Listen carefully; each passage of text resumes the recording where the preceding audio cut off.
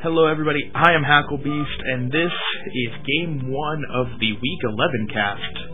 Sunday cast, at least. We have a match between LRM and Pain, and the first game will be LRM Choosy versus... I already forgot, Exceed. That's not how you spell Exceed.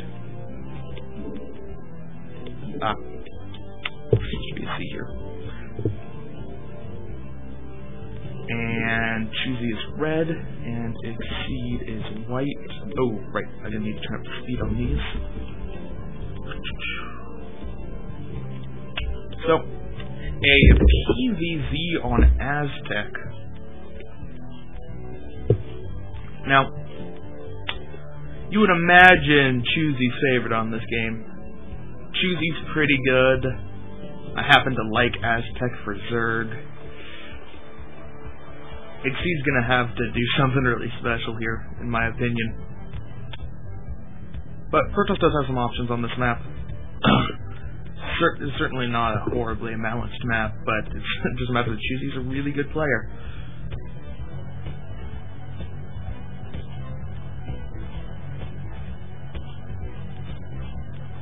Oh, apparently Fish is back. So, if somebody reminds me after this game, I will go and do it on Fish. Because honestly, I don't notice the difference between doing replays on Fish and doing replays on single player. But if it's important to somebody, I don't have a problem doing it. Anyway, looks like Choosy's gonna go for the 12 hatch. Sending 2 drones preemptively because he doesn't want to have to deal with an annoying probe. And gets off a lot of hits. He actually doesn't need 2 probes anymore. He can just engage one-on-one. And, man, still kills the probe anyway. He tried to sneak it out, but Choosy was going to have none of that. Took it down very quickly.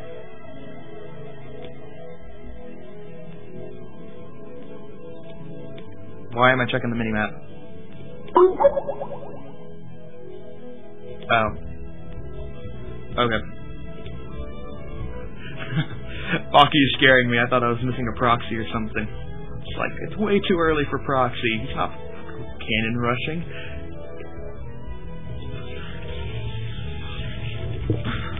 Anyway. So. Ooh. Well, this isn't tight. It's not even drone type, much less circling type. And if he builds the gateway here, it won't be tight here, and it won't be tight here. If he builds a gateway forward like this, then it'll be tight here, but still not tight on either of the sides, and then it's kind of awkward. Okay, he's going to build it on top, so it is tight here, but this is very wide open, and this is open too. That's not the best way to wall on this map. Not to mention the gateway is, like, protruding out, so that it's really exposed to Hydralisks. And Hydralisks with Outrage can probably take it out. Choosy went for a fast third. And this is a really interesting decision. Not only is it really easy on this map to do a 4-base style, but also when a Zerg takes a third base, it's rarely this one. It's either the one back here, or the one over here, or the mineral only, but that's pretty rare. Alright. So he's taking a 4th hatchery now. This is almost certainly going to be some kind of 4-hatch Hydralisk cheese.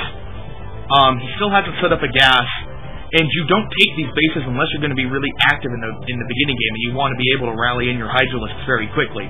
Because this is going to be impossible to SimCity. So the only way you defend it is by having a big army in the earlier stages of the game. And this wall is not very good for defending against the Hydralisk bust. As I said, the gateway's going to go down instantly, and then all of a sudden, if you put cannons over here, they're uncovered.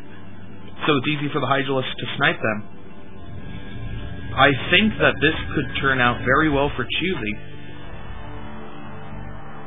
But we'll have to see. Now, Exceed does see this hatchery, and because it's such an odd thing for a Zerg to do, Exceed should know that something a little bit on the unusual side is coming. Also, that's a very large number of Zerglings to be seeing this early in the game, and Choosy stopped the Perp from getting into the base, but it was apparent how many Zerglings that were there. So So yeah, Xyz's going to throw down a third cannon, and that's a good move. He doesn't exactly know what's up. It could be some kind of large Zergling play, or it could be the Hydralisk, as I said, as I predicted what would be coming. So since he doesn't know, he needs to throw down the cannon. And he does have stuff blocking up from the run-by. Wait, that's a second cannon, not a third cannon. I don't know why I thought there were 3 cannons there, but even with a Zealot and a Probe blocking, still 5 Zerglings managed to get into the base. And now, Xyz's going to have to deal with these Zerglings, and when he's busy microing his units around, he's going to get killed by Hydralisks. Especially if he has his Zealots back here, then there really is nothing to defend against the Hydralisk Bus, because these cannons are not Hydralisk defense cannons. Those are Zergling defense cannons. You need your cannons to overlap, and I think with the range, the Hydralisk will be able to hit the top one without the bottom one being able to fire. Choosing messing up a little bit, losing 2 Zerglings. So he's probably not going to be able to get many more probe kills, maybe 1 more. But still, the damage has been done. He already got a couple of probe kills, and he's detracting the Zealots back. Xyz did go for a starport. Now, if he goes for super fast Templars, it's going to help, but it looks like he's doing standard stuff. And I don't really think the standard stuff is going to work in this situation. Just misses the Overlord. Actually, just misses the Overlord with both of the Corsairs. He went right around it. And Hydralisks are out on the field because he did get the fast Hydralisk in. So he's droning up? He's droning up a little bit. Really? A 5th hatchery? I really thought he was just going to go all in with the bust, but he seems to just be faking the bust. Or at least putting very little effort into the bust. Well, here come the Hydralisks, going to be able to pick off that first cannon pretty easily. And now they should be able to get at least the, well, they're going to go in farther. They're going to try to take out more cannons. But enough cannons got thrown down at the last minute. The Hydralisks aren't going to be able to take it out. And GC isn't really reinforcing it, so it's just going to be enough to take out the gateway. Maybe the 4s, but probably not even that. A +1 was not researched for Exceed. He's got speed. Or at least he almost has speed, but not +1 speed loss. Interesting decision by he's going to conserve some gas. And I don't know, I guess he put the gas towards the faster archive, but he still has a pretty big bank of gas sitting that he's not using. I guess he just doesn't have the gateway for it at the moment. He only has 1 gateway because his first one got destroyed. Choosey's trying to poke in to range of the forge, but he's not going to be able to do it. And here comes the first Dark Templar, but there is an Overlord there, and Dark Templar's going to go down. Now, it would appear that Exceed's Corsairs have returned home. How many kills do they have? They at least got 1. Apparently the one that got a kill died, because Choosey was supply blocked. It still is supply blocked. So, one of the Corsairs got a kill, but that one's no longer with us. Up to 6 hatcheries now. Since Choosey didn't go all in with the bust, I'm a little bit surprised he didn't just do this strategy, but instead of taking... nice move. Uses the Zealot as a decoy, runs in with the Corsairs to take out the Overlord, and he has 6 +1 Corsairs, so that Overlord is going to fall fast. And now the DG is able to take out the Hydralisk. That was a pretty cute move. Anyway, he has 6 hatcheries, 3 hatcheries, 1, 2, and 3 at these spaces. And I think if he's not going to go for the Hydralisk quest, he might as well have built those 3 hatcheries over at the other main. They're more easily defended, they have more mineral patches. And it gives you some good map control. So I'm a little bit surprised that Choosey didn't do that. Either didn't go for the all-in or didn't go for the standard hatchery placement. Anyway, he still does need to keep a pretty big army out, because otherwise he won't be able to defend this base, and he has a second hatchery there, so he's pretty invested in it. Here comes the slow Hydralisks. How close is speed? Ooh, he's not researching speed. I'm pretty sure he does have range, though. He did have pretty good range on the forge. Anyway, +1 now being researched, about halfway done. Storm is a little bit farther along. And Storm is really going to be necessary to hold off these Hydralisks. Is he building Templar? He is building Templar. So, the time the Storm finishes is going to be right around to the time these Templar get their 75 energy. And Exceed, throwing away 2 Zealots, throwing away a 3rd Zealot, and he does manage to save 1, but this actually might be a pretty costly mistake. Throwing away 3 Zealots, that's a lot of Hydralisk hits that they could have tanked in front of the cannons. Now, Choosy does have a decent-sized air force, but there's so many +1 Corsairs, you need to be really careful. He's going to go in for Templar snipes, and I don't think he's going to be able to get very many. No, only manages to pick off 1 and injure another. And these Corsairs just tore apart Choosey's air force. But here comes the Hydralisk bust. He's still trying to snipe Templar. He's going to sack all the Hydralisks and gets 1 Templar, and the other one just barely survives. It now does have enough energy for a Storm, and Storm has finished. And there's still 1 Templar here that also has energy for Storm. So 2 Storms left, but Choosey threw away all of his Mutalisks and like half of his Hydralisk force, so I don't think a bust is going to be possible.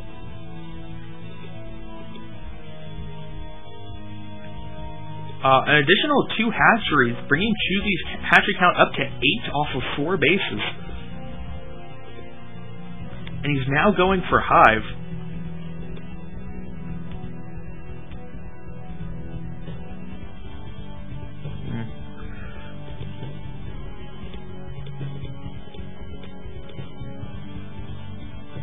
Interesting.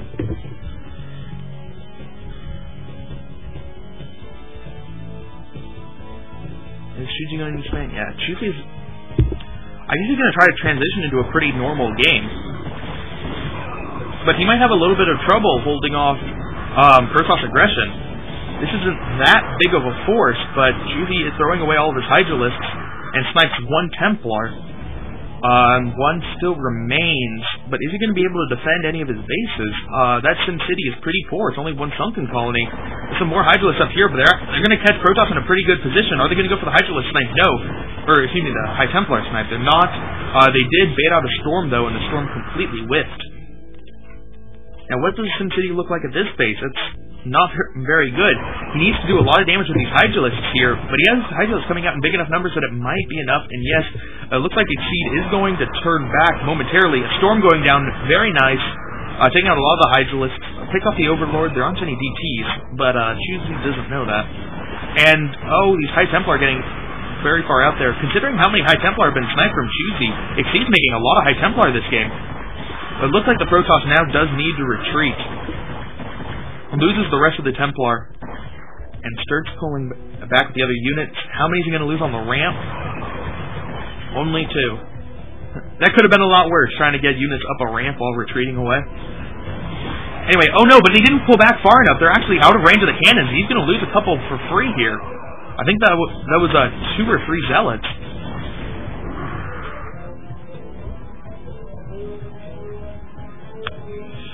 And Exceed only has Zealots and Dragoons right now. That's not a very scary composition.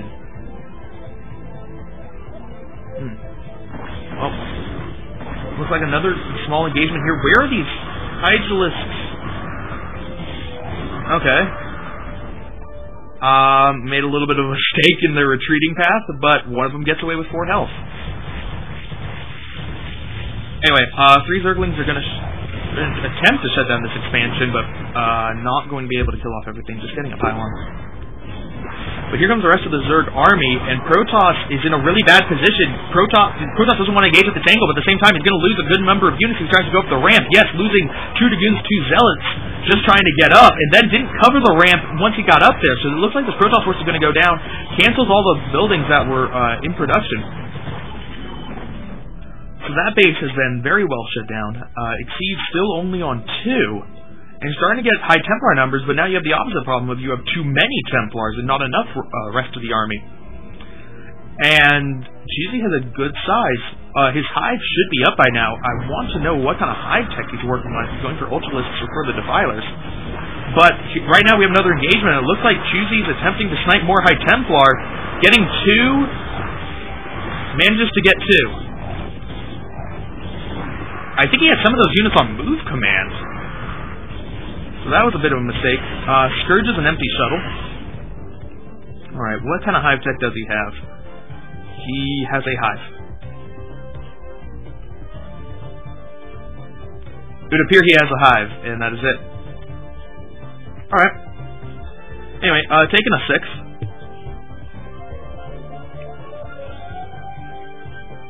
It's very weird. He's on hive tech, yet he doesn't have lurkers or defilers or ultralisks. It's a very low-tech army, considering the fact that he got up to hive. I assume he has at least crack.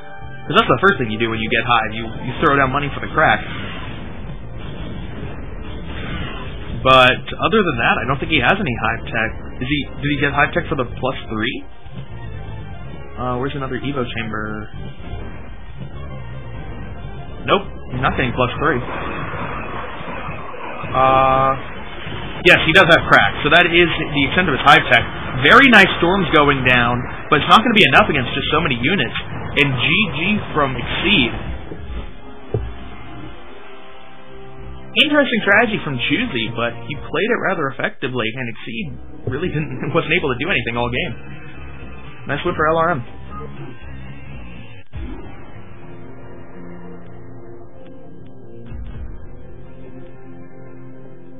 Alright.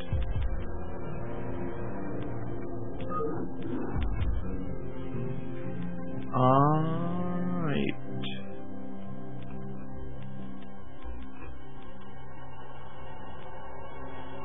I don't know.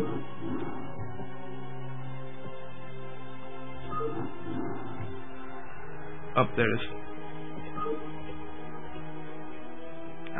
It wasn't in the next set. I will download that later.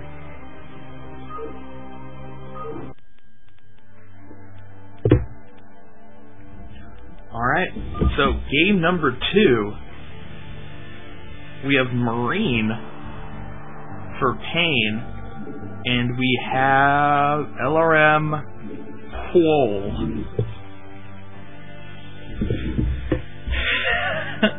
You know what? I like that, man. I like how Quoll changes up his name every match. Because so many different combinations of letters can make Quoll. Alright. I have no idea how to capitalize Marine. Capital M, capital E. Marine. And LRM Quoll. Is there 2 L's or 3 L's in Quoll? 3 L's in Quoll. I count a few. Alright. So, Quoll will be the green Zerg, and Marine will be the blue Terran. Now, I'm pretty sure this is Marine, aka Teacher, who is a Canadian player who I personally like watching a lot, but he hasn't been very active lately. And on the other side we have Cole, who needs no introduction. He is Cole.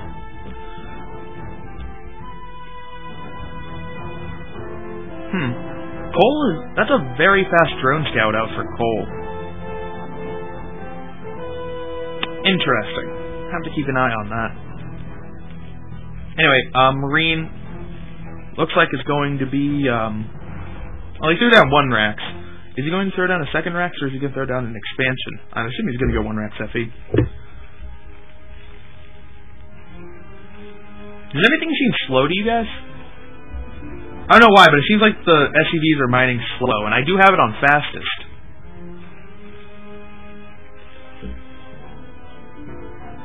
Maybe it's just my imagination.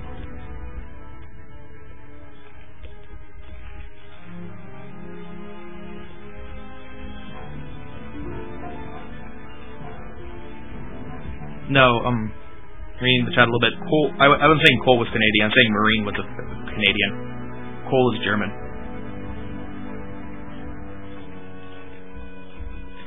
Anyway, Cole with the trademark 12 hatch. We would expect him to go 2-hatch Muta, because that's just what Cole does. But maybe not. Maybe he'll mix it up. Possibly. There's a chance, I guess. Anyway, Cole's denying the command center for a little bit, but Marine got produced pretty quickly, so it's going to chase him out. And Marine pretty much had it on time. I think he had about 50 minerals when it was built.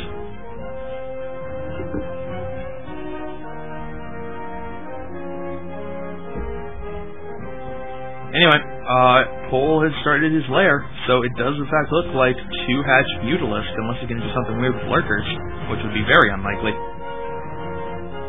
And now, 2-hatch Mutalisk for this map isn't...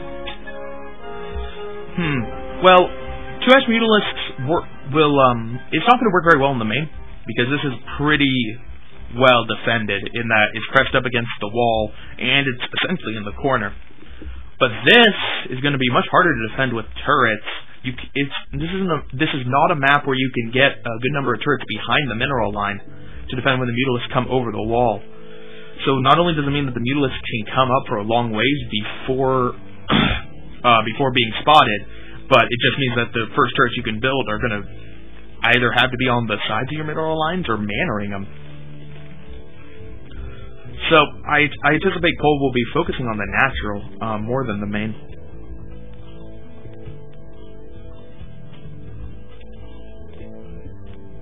And there's the Spire. Hiding it from the SCV, and it looks like the SCV wants to make sure that Mutalisks are coming out, and it's not a Hydralisk den, but Cole built into his natural, so the SCV does need to get down there. And good move by Cole, preventing it from going down the ramp, and I think Cole should be able... Speed is finished, yes. Cole's going to be able to take it out without seeing the Spire. So Marine isn't entirely confident that it's a 2-hatch Mutalisk coming. It could be some weird draw play or lurker play. He didn't see either he didn't see a Hydro Center or a Spire. He might send out a second scout just because it'd be worth it. Going for a 2-hatch build, you're already sacrificing your economy to some extent. So as a Terran, you can afford to send an extra scout.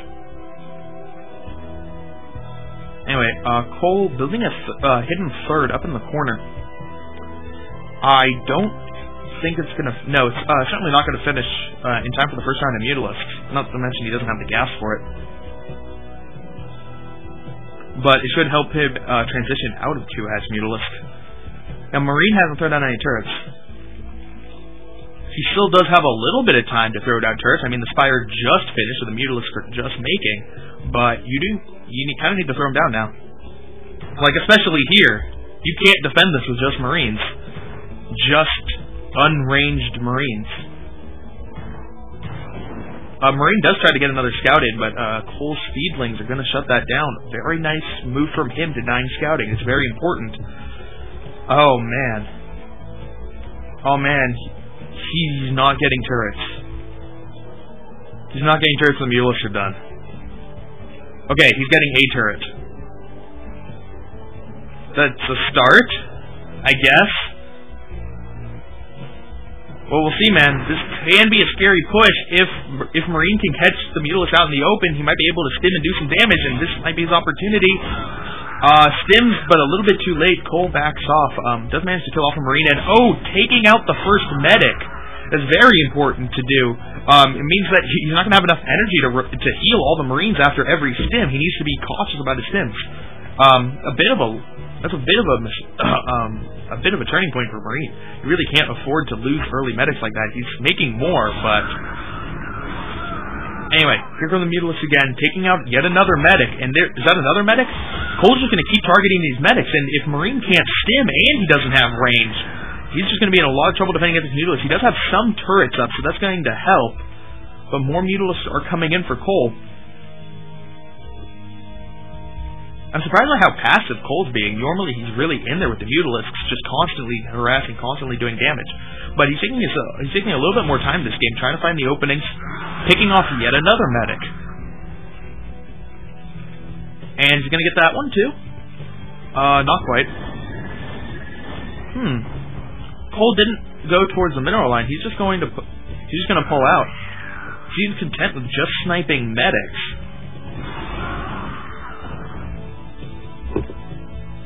Anyway, more Mutalisks are coming in. I think that's going to make a full group for Cole. He hasn't lost any yet, so I think that's 11. It might only be 10. Anyway,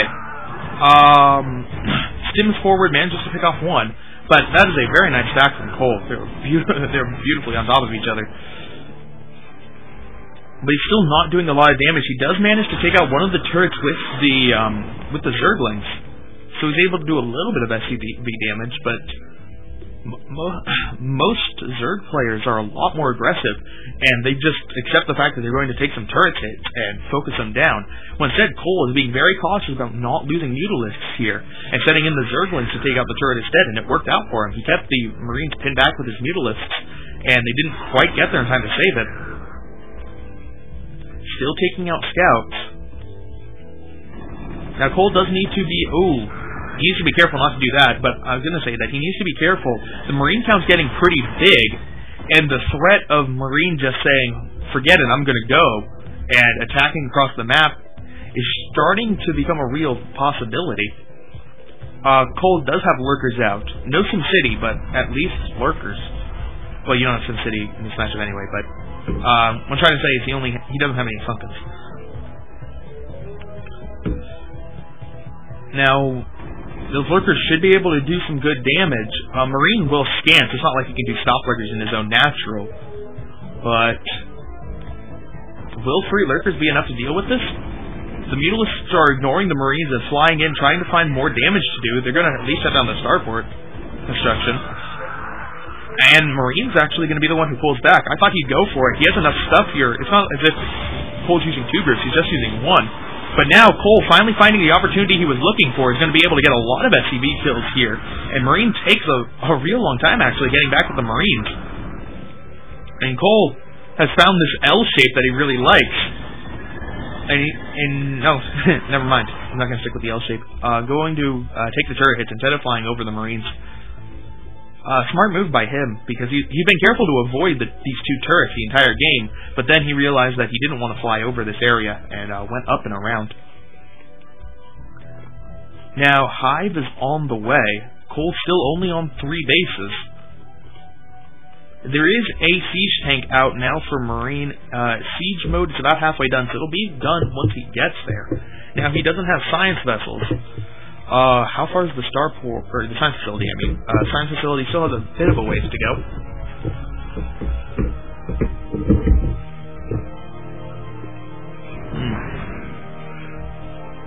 So, well, let's see what Hive Tech Cole's going for. Cole's going to get the Defiler mount, and a Greater Spire. So Cole will be getting some Guardians. Interesting. We'll have to see how well the Guardian's going to work.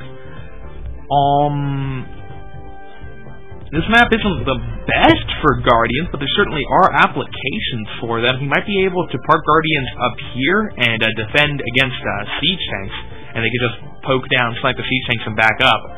And they can, as on most maps, they can get behind the natural and be aggressive if that's the way he wants to use them. And in fact, he is putting his Mutalisks in position. It looks like he's just going to morph them all in the back and shoot at the SCVs once they finish. Now, he doesn't have many defenses at his front. There are 2 siege tanks, and Cole only has... Well, he does have 6 lurkers. How Defiler Tech is done. Consume is halfway, but he's not making any Defilers. In position to be made in Guardians. Oh, nice move. Keeping the Scourge around here, looking for a nice dropship to snipe. I was going to say he was looking for the Science Vessel, because the Science Vessel should be trying to unite with the main force. But not only is he going to be able to snipe Science Vessels here, but once the Guardians finish, the Scourge will be able to keep them alive a little bit longer. Normally, Terrans can just build 1 Wraith, and the 1 Wraith will eventually kill it, but if you have some Scourge there, you're forcing the Terran to invest in more than 1 Wraith. Anyway, Guardians have finished and are moving in at the exact same time as Marine is starting to siege the natural. He's going to do some damage to the lurkers, but Cole is going to kill it looks like every single SCV, and Marine just has no response to this. I'm not sure what he plans on doing. There's a science vessel halfway done, and then a Wraith behind it, so those Guardians are going to be able to do a lot of damage. Swarm is now out for Cole, so Cole's not going to take too much more damage, and now these Guardians are just going to be able to do so much before that Wraith comes out. Oh man, very nice play from Cole. Marine's only on 2 bases, and one of them just got completely shut down. He's going to focus down the comp. I don't think he's focusing down the comp zone. I think he's just A-moving. And GG from Marine. Impossible lag, but Cole, with what might be the most dominating display of Guardian play I have ever seen. Taking game 2 for LRM. Alright, let's save the next 2 replays.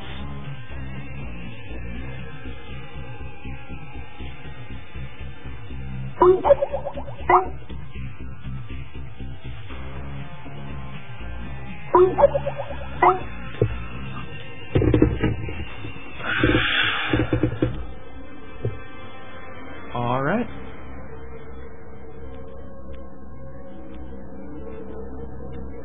So, moving on into game number 3.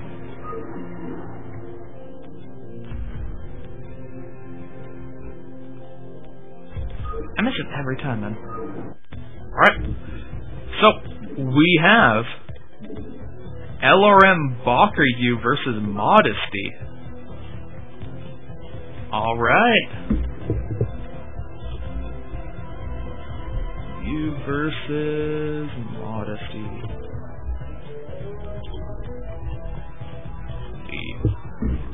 So, a ZVZ matchup. I forgot to look at the colors. Bakuryu's orange.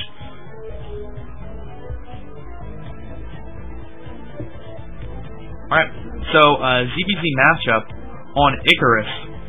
Both players in the top or bottom locations.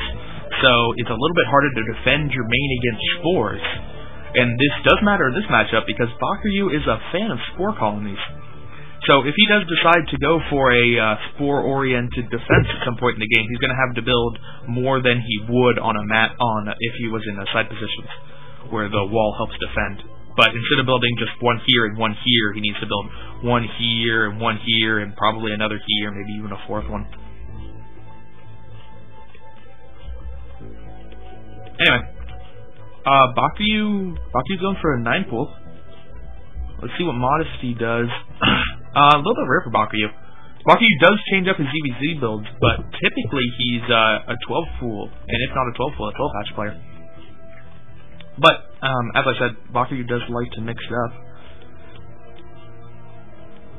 Definitely a good thing in a ZVZ. If you become predictable with your builds in this matchup, it's probably worse than any other build. It's not like Cole, who can just say, I'm going to go 2 hatch Muta every TVZ, and you can't beat me. Anyway, Modesty does go for the 12 hatch. Now, they are cross positions, but you have to remember, on this map, cross positions is just a horizontal line up. So cross positions on this map is the same distance as close positions on other 4-player maps, because it's just, instead of being in the corner, they just both got shifted in the middle. So this is a particularly powerful map to go for Zergling play, because no matter where you are, the rush distance is going to be short. It's either short distance on a 4-player map, or the shortest distance out of any map that is played consistently. And, well, let's see what Modesty can do to defend. His spawning pool is only halfway done. This is the most brutal of the build order wins in a ZVZ, because every other build order win is a soft counter, and this one, this is essentially the only hard counter there is in the matchup. Still a little bit of a ways to go. It should finish just about the time Bakuryu's Lings arrive, which means that they have a good amount of time whittling down the hatchery. Is Modesty going to see them before the hatchery finishes? The Zerglings get there just as the hatchery finishes. Most Zerg players don't cancel it, but I'm not even sure Modesty had a chance. And let's see what he can do. He's pulling almost all of his drones, not out of the gas, but out of but almost all the ones off of minerals. And Bakuryu's taking it down to 300 health.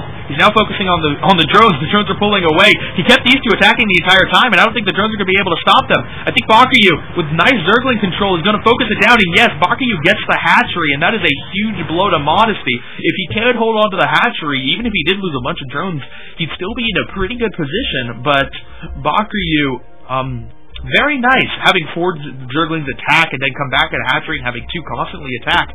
He was attacking it just enough to do some drone damage and do as much damage as possible. Now, Modesty is going to go for the counterattack, but Bakuryu is building a sunken in his base. He should be completely fine. This is a lot easier to defend than a natural expansion. And if once Bakuryu holds this off, I think Bakuryu will have the game essentially round out. His fire is going to be so much faster than his opponent's, and his opponent won't have a 2-base advantage. Now, is Modesty going to go for it? He has an Overlord in position, so he can see the sunken, but there is an urge to just try to push the issue because you know you need to do some kind of damage, but he can see that pushing the issue is going to be difficult. But here he goes. And it looks like Bakuryu got his Zerglings in a good position. They surrounded the Spire, so it's not as if that could be targeted. And they didn't go after the drones, so Bakuryu is going to lose a bunch of his Zerglings, but Modesty certainly lost a lot more. And no damage to Bakuryu's economy, no damage to any of Bakuryu's buildings. And essentially even supply with Bakuryu with a 3/4 of the way done Spire. And Modesty's lair's halfway done. Oh. Modesty's definitely going to have to build some spores, and as I said at the beginning, spores on this map are not as effective.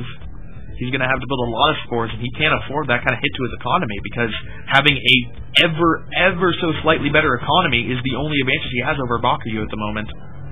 And by ever so slightly, I mean, I think he has like 1 extra drone. I could count, I don't want to do this. I count like 9-ish? 5, 6, 7, 8, 9. I think I count 9, but there's some stacking.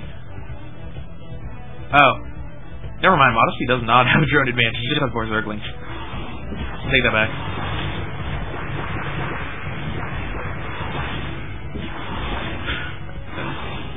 Oh, yeah. Modesty's completely screwed. He's building the evolution chamber. He's getting a creep colony here that... Well, I guess that 1 creep colony is going to be able to defend everything. Oh, it's the sunken colony. Did he mean to do that? He saw the Mutalisks pop. Where's Bakuryu's other Mutalisk? I thought he had 2. Huh. Alright. Well, I guess Bakuryu's just going to keep his Mutalisk back to defend. And GG for Modesty. So LRM up 3-0. Not looking good for Pain. I mean, it's pretty unlikely that they were going to win in the first place, but against anybody, you don't want to go out 4-0.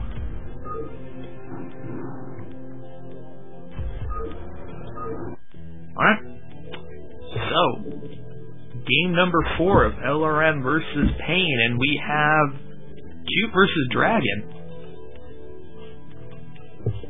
Cute. Whoa. Hey. Alright. Never mind. That's just gonna be a hell of a tangent. Dragon. I assume that's an O and not a 0. Anyway, so a PvZ on Blue Storm,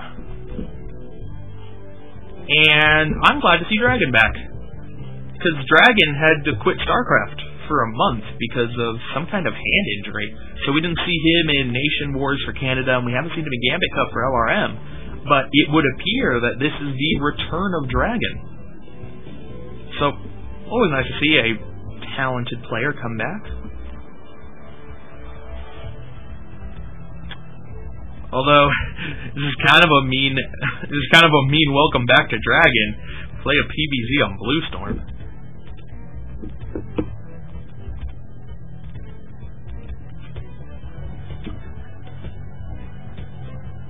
Anyway, what kind of wall is Dragon gonna go for? Alright. So Dragon's gonna go for the kind of wall that, the Nexus is essentially part of the wall. Blue Storm is like, I'm pretty sure Blue Storm is the hardest map to wall on. I think I'm pretty safe in saying that. I mean, there's some other maps that are pretty bad, but on Blue Storm, there's two entrances to the main, or to the natural. It's just brutal. It's just a huge clusterfuck. Anyway, Dragon, let's see how long he can avoid the two drones. Bringing two drones does make it a little bit harder to build the hatchery, because occasionally the second drone can block the first drone from setting it down. But it looks like Cute knows what he's doing. And got the hatchery down pretty quickly. Didn't get too high in the minerals. Waiting for it. The spawning pool finished, but he built two drones and a Zergling. So the probe's going to be able to see that very few Zerglings are out, and that he can essentially... that he wouldn't need to build any cannons at all. But Dragon did not go for cannons first. Went for the gateway first. Now this is a strategy you can do on this map. You can realize, well, there's really no way to stop the Zergling run by, so I'm just going to build Zealots in case there is one. And then I will have a better chance of holding it off instead of trying to deal with it with probes.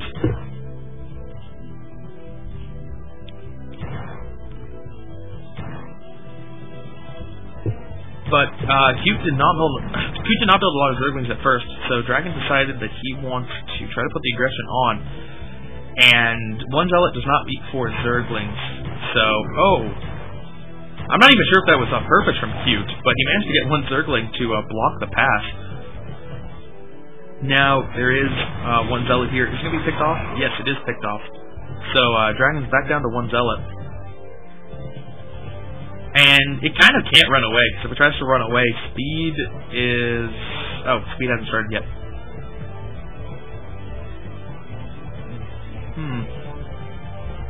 Looks like Cute's going to try to go for a cute little surround, but the Zealot goes in for the attack. Is he going to be able to get a drone kill? Doesn't look like it. Are there Zerglings morphing at least? Yeah, there's a couple Zerglings morphing, but the Zealot should be able to kill them. I'll have to see how much damage is done. Meanwhile, Cute is coming down for the attack. They're not going to be able to get through that pass because one unit does completely block that off. So they're going to come up and around.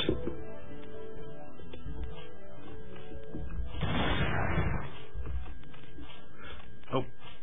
Looks like the Zealot managed to get a drone kill. Oh, 2 drone kills. There's another slot of blood there. Ooh, 3 drone kills. Very nice. Dragon just managing to eke out that last one. But now the Zergling run by. I didn't even know if you can call that a run by, because it was a Zergling walk through the enormous hole that was left there. And how much damage is he going to be able to do in retaliation? Manages to take out the cannon, manages to take out one probe. Is another cannon on the way? Yes, it is. And now that speed's done, these Zerglings are going to be able to avoid the Zealots very easily. And Drag is now just starting to pull massive amount of probes. But this... Well, this is Blue Storm. You can't wall on this map. Dragon thought he was going to get the jump on it by going Zealot first, but it doesn't matter, man. You can produce 5 early Zealots, and it just does not help against Speedlings. Still going to focus on the cannon, still picking off probes every now and then, and more Zerglings than he had before running into the main. The cannon is restarted for about the 5th time now, might be the 4th time, and it looks like he got killed again by another pack of Zerglings. Dragon is taking so much damage from these at this point. And you can see on the minimap, it's just streaming in. Oh, no. Oh, Dragon. Zealots are now few enough in numbers that the Zerglings can just kill them off pretty easily. And they could go for about anything at this point, and they're just going to be able to win. GG from Dragon. So, Pain's not going to go out 4-0. Yay, Pain. But it didn't spoil me, so I didn't know the pain was a good deal for us, so I need a new replay. Next.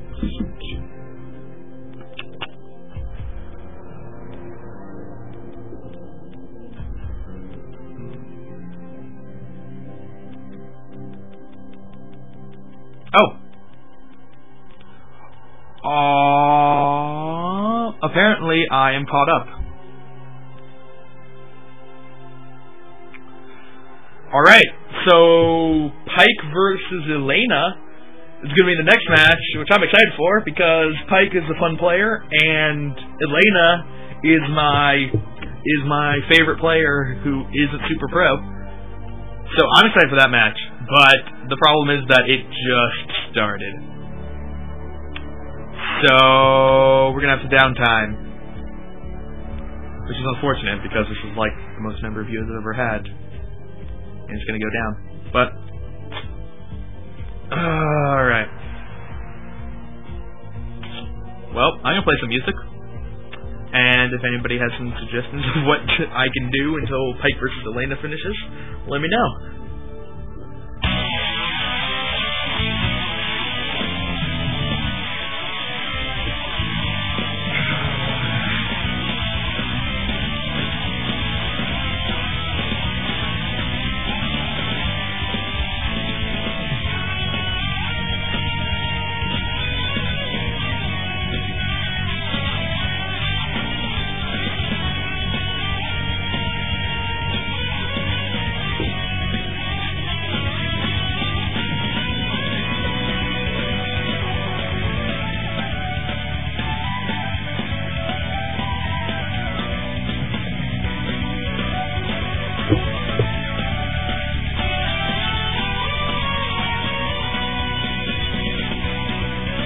I don't know if I have enough time to play the campaign.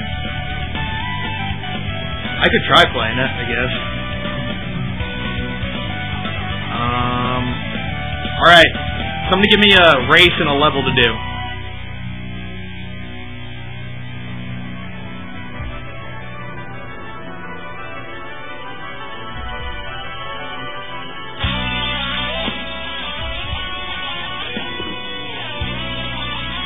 Or just go Minesweeper, I guess. P7? This one's P7.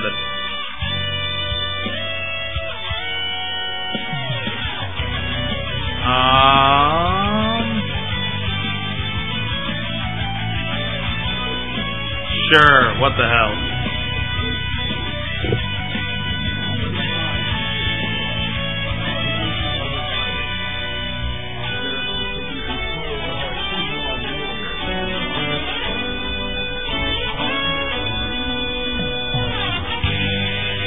Everybody has to forgive me for playing bad, because I have to use the arrow keys, and it makes it hard to use hotkeys.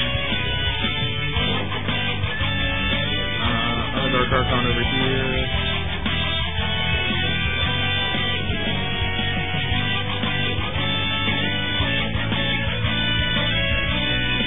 You start out with 2 Dark Archons because you're not allowed to make oh, you can't see. You're not allowed to make High Templar on this level. So it's like the Dark Archons versus the Light Archons, or the Dark Templar versus the Light Templar. I also can't make Arbiters, which would make this level really easy, because I just have to kill these 3 guys, and I could just recall on top of them.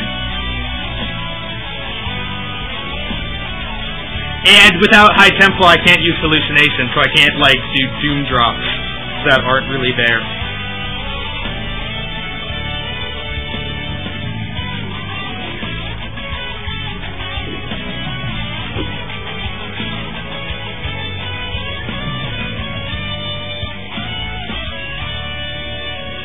Yeah, sounds good. Do I have a robo yet? I can't remember if I start with one. Apparently I did not start with a robo.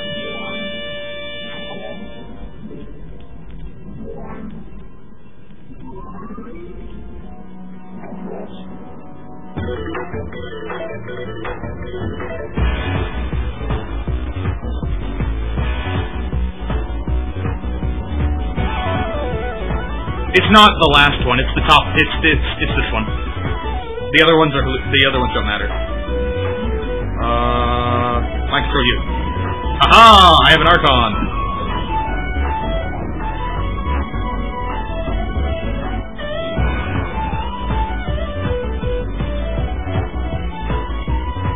Wait, are you asking what the hell is the song, or what the hell is the map, or what the hell am I doing? You need to be more specific.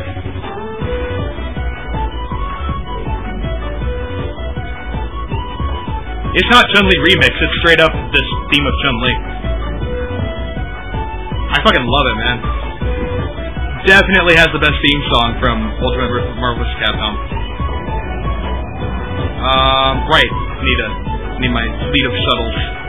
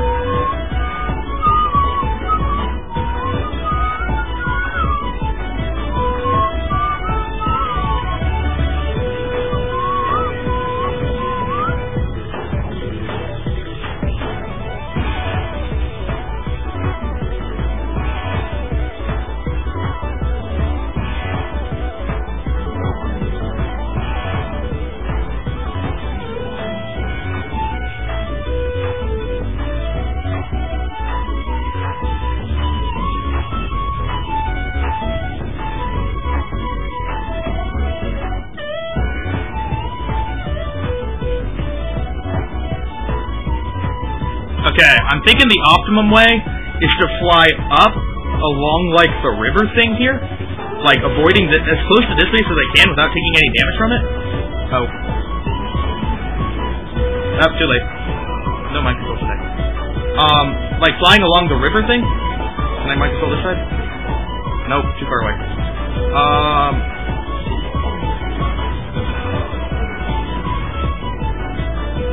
Flying, okay, I want to fly along the river, like up this way, and then cut in along the side. I think this is my best plan for maximum chance of getting shuttles in there alive. I wonder if I can do it with just 2. Let's go, man. Oh wait, I don't have speed for my shuttles. That is very necessary.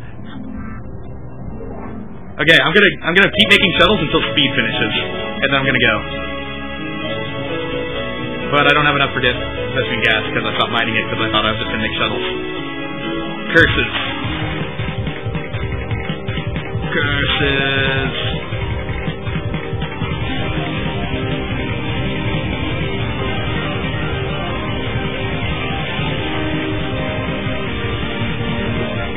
They do bring off.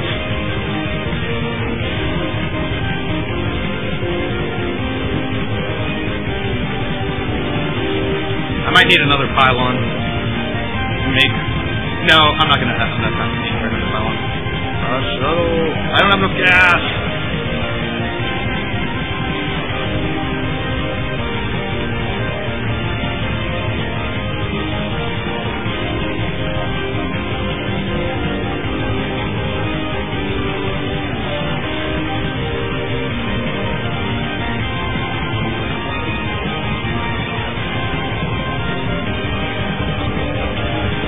There we go.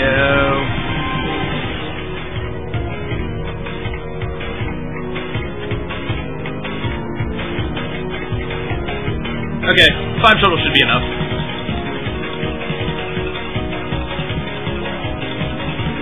I also need to stop mind controlling things because I need my Archons to get more energy.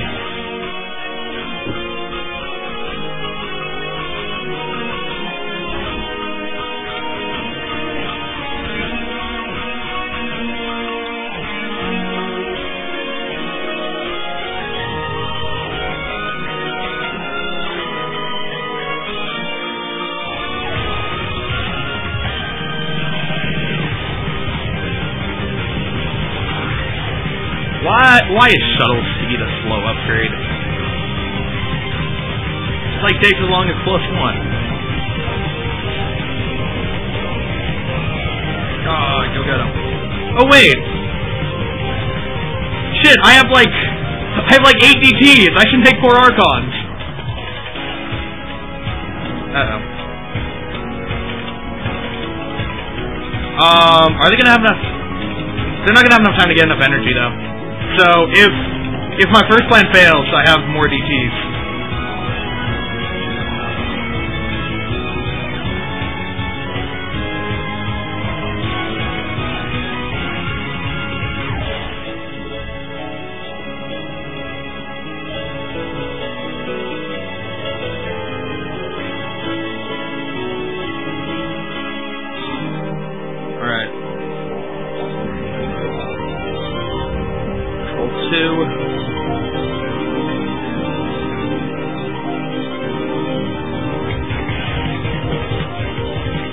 Oh, one more. Alright.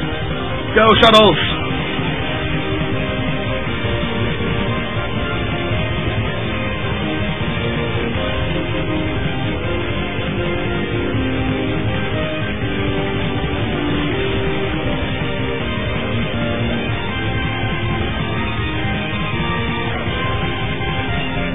Alright, this is totally gonna work.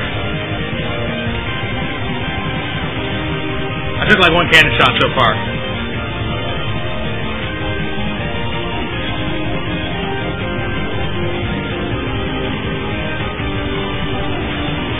I lost 1! Which means I definitely have a Dark Archon. Oh shit, they took out the one with the Dark Archon! That's funny. Yay! I win.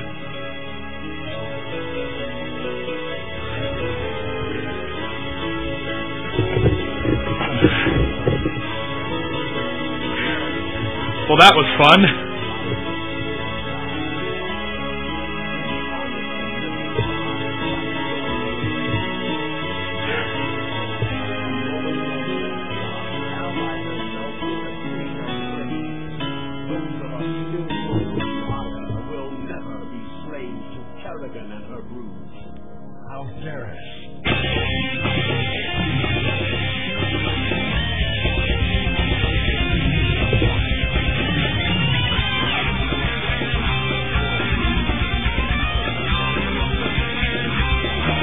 Now you all get to learn the rich lore of StarCraft, if you forgot it or never actually bothered to beat the campaign.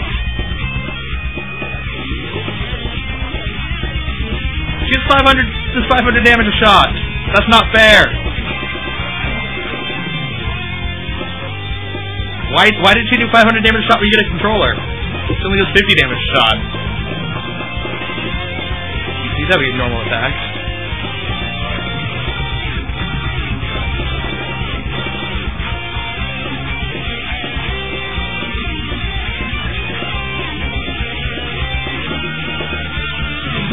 How's the game going?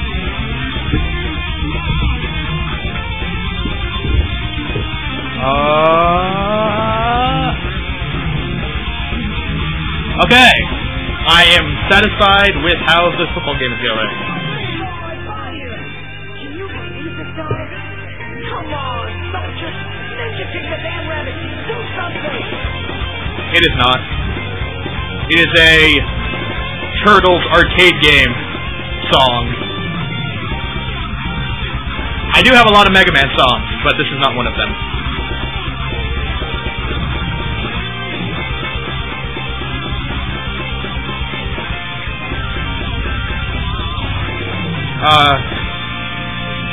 Okay. Which one next?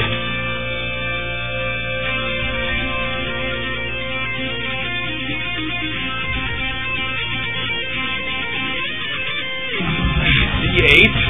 I don't have Z8 yet. I haven't actually beaten the campaign. I haven't quite gotten far enough. So, not that one. I don't have the secret mission either because that's in the Zerg list. Dude, I don't play the campaign normally, man. People who are watching the stream before I started, I play the campaign, like, when I was playing this one, and I was trying to beat it by only making drones and overlords. And I played it for like an hour and a half, and then I had to cash, so I saved and stopped. I mean, I could just like keep typing in cheats to get there, but I don't want to do that.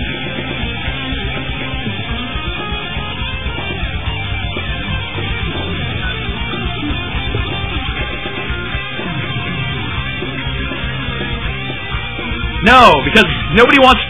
I was doing that before because I didn't actually have a responsibility to my viewers.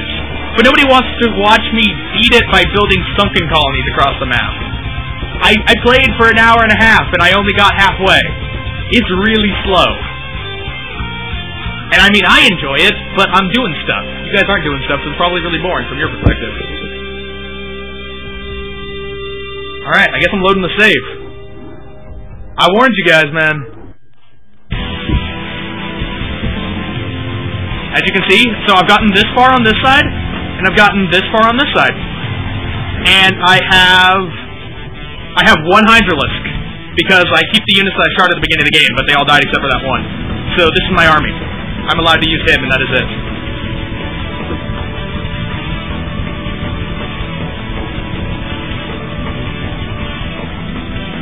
And this is part of the progress. I had Sunkens all down here, but they all died, and I didn't bother to rebuild them.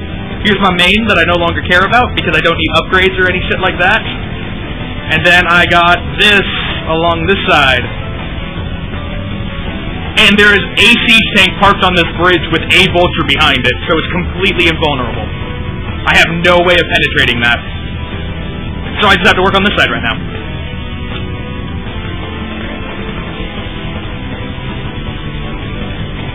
Oh, I have overlords. Oh well, I guess I'm making more.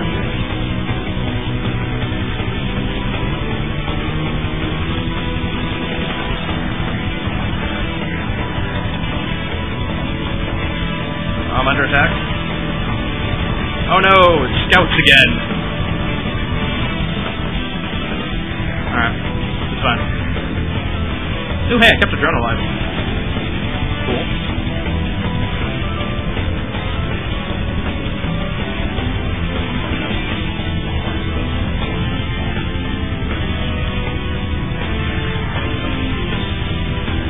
Oh shit, the scouts actually killed him. Did not see that. Oh, it just killed one and the other one's got out of range. Okay. Fine. I don't give a shit.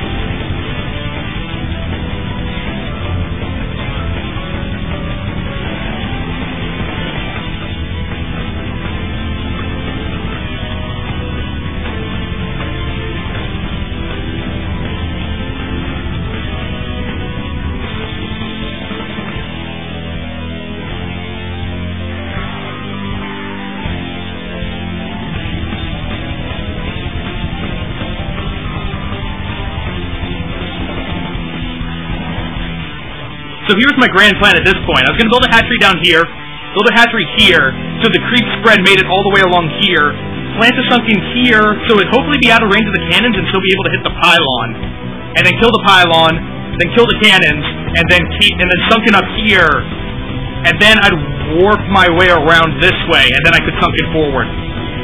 This is my grand plan at this point. But last time I did this, like 20 dudes came and killed everything, so I was sad. But they're dead now. So cross my fingers, man.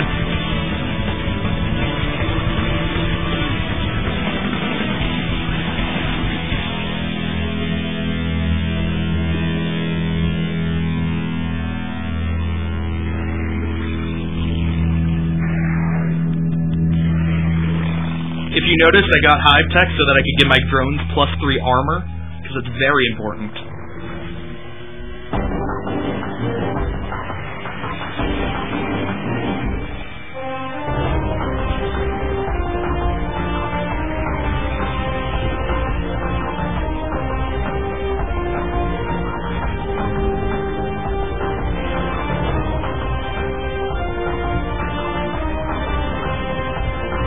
I could get a Nidus Canal, but I have Overlord with drop, so it's like...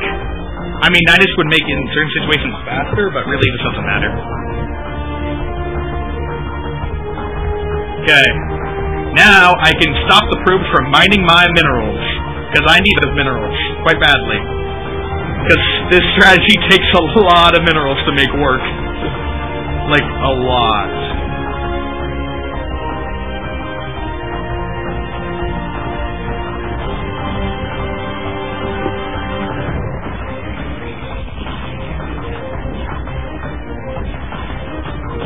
Oh no, it's a goon! Murder it! Murder it dead!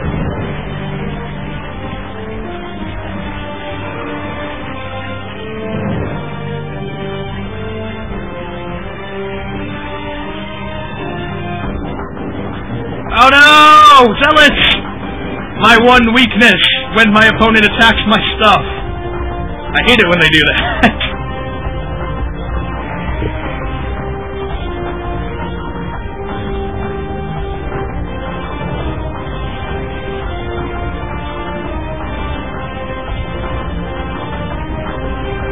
Oh god, they're using shuttles.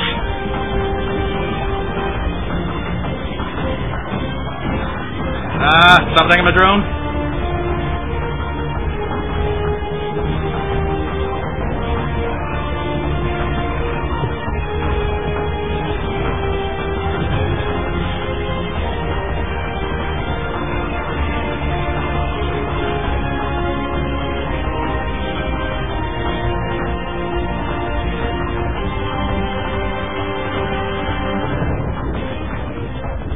I think that this one's going to be in range of the cannon.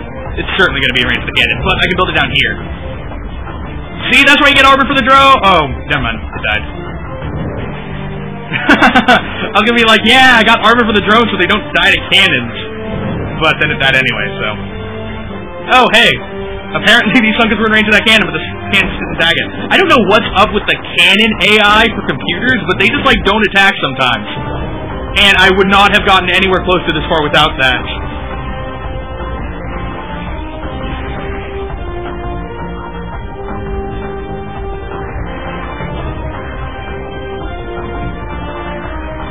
Oh no! Siege tank! Shit! All my hard work! Everybody go kill the siege tank!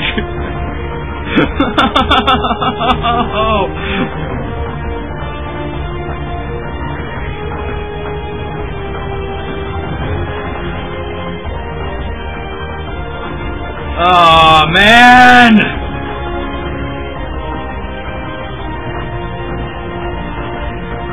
Man, I'm gonna lose his base!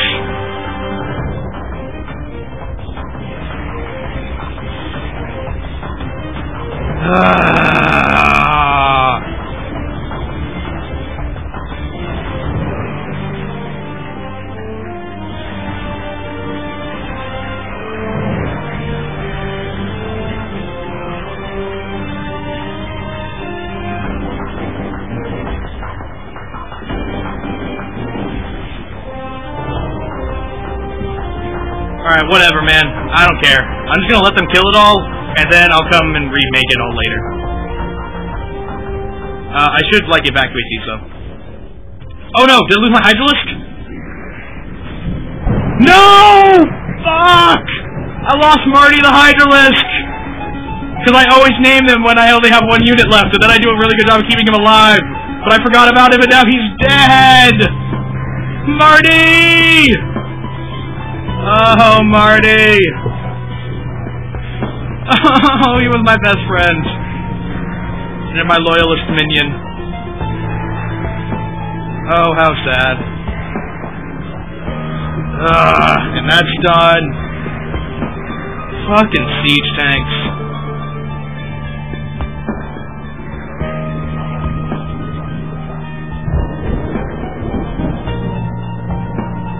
On the last level, I had an Ultralisk, and his name was Rudy. He survived to the end, so I was happy, and he had like 20 kills, because I was using him effectively. But Marty is not an Ultralisk, so he can't just tank shots.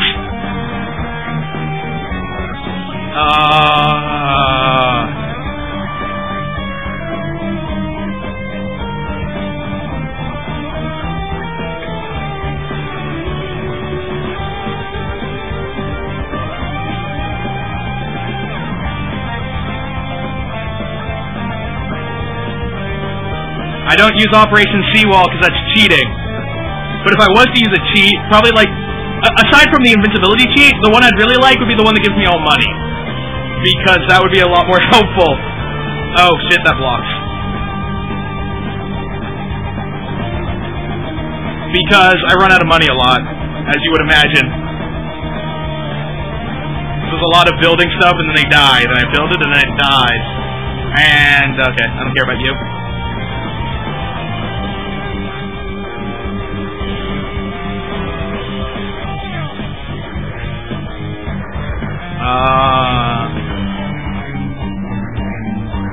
It would appear that Marty was not do that. Oh, hey. I still have like a ring of creep. Do I have enough to build a colony up here? I do! Hey! That's nice. I don't have to rebuild the hatchery up there.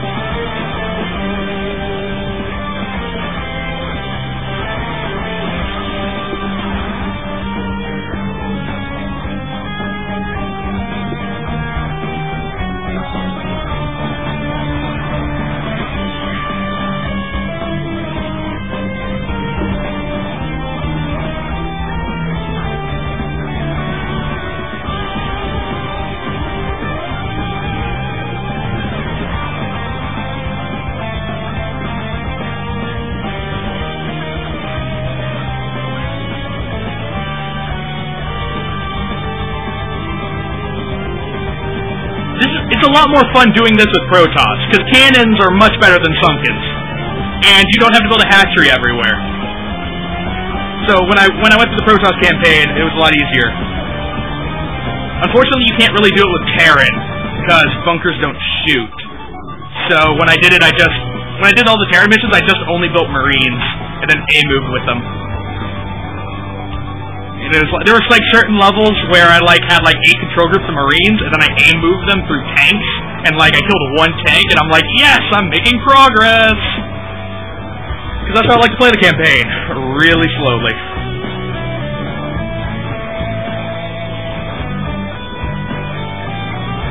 Tanks would be way too easy. I mean, I could beat it with tanks and no anti-air. I could just move tanks across the map without siege mode. That'd be way too easy to do with tanks.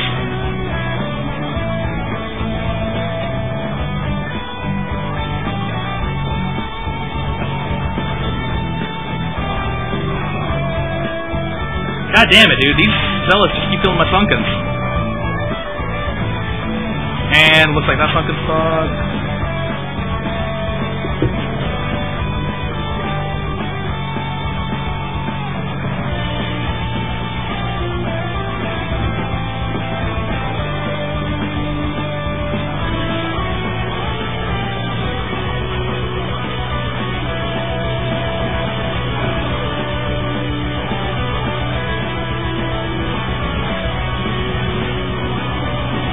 Stop killing them! Oh fuck, I'm running out of money. Oh fuck, I'm mined out. Fuck, I really need to take this base, right the fuck now. Stop being so strong, zealots!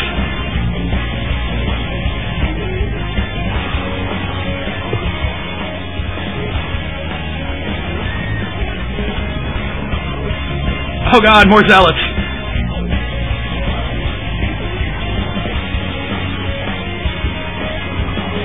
I can't use the hotkey for the Sunken because I have to use the arrows to navigate around, and U is very far away from the arrow keys. So I'd have to keep repositioning my hand, and it wouldn't be worth it. That's why I said at the beginning, you have to forgive me for being bad because I can't use hotkeys. Yeah, but the issue is if I could try to retake the old base, but if I retake the old base, there are no defenses here. So then I'm just kind of hoping that they don't come back and kill me with all of these zealots. If I manage to take this base, then I'm already got a good amount of defense. Although I've only been making Sunkens, so if they bring a scout, I'm going to die. So fingers crossed that doesn't happen. But I think I have enough Sunkens now. then I can build the hatchery here and start mining. Oh, I can't. Oh, no! I forgot about that. It's gonna stop my mining! Ah! Fuck.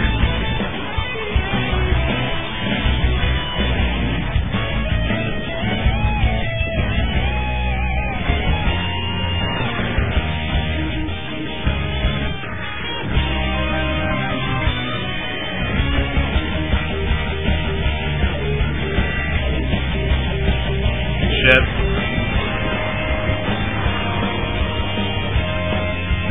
Stop attacking it.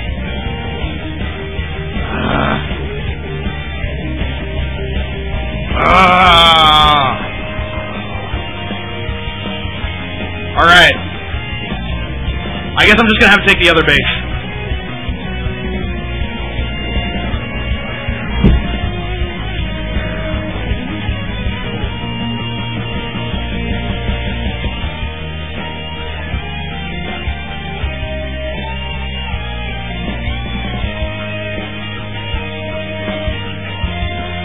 I have to use the arrow keys because I'm in windowed mode, and I have to be in windowed mode to cast.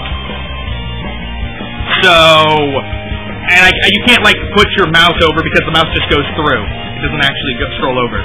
So I don't normally use arrow keys. It's just you have to use arrow keys when casting.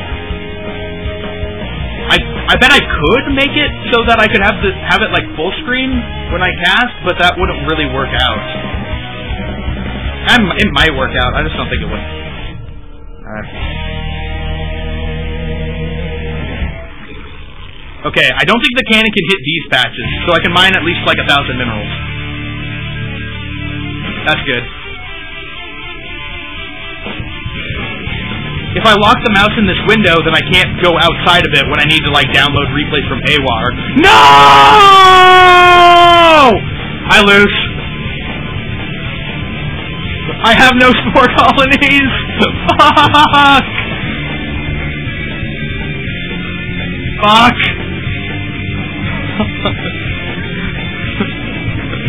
Fuck. Fuck.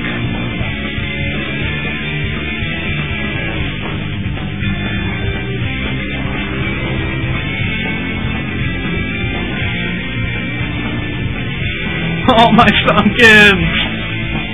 Oh, my Sunkins! Oh, no! That spore isn't even in range! And they already have fucking 5 armor, so the spore colonies only do 10 damage a shot. So it takes like 50 shots to kill a goddamn battle cruiser, and there's 2 of them.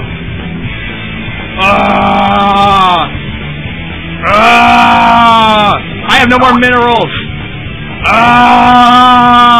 Oh, hey, look, the game's finished, so I don't have to play this anymore. Oh.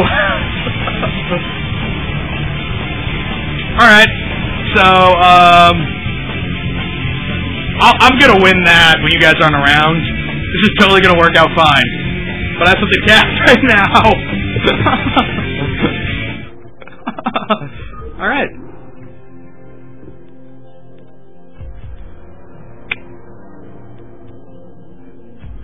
So, oh wait, I didn't actually save the refill from AWA.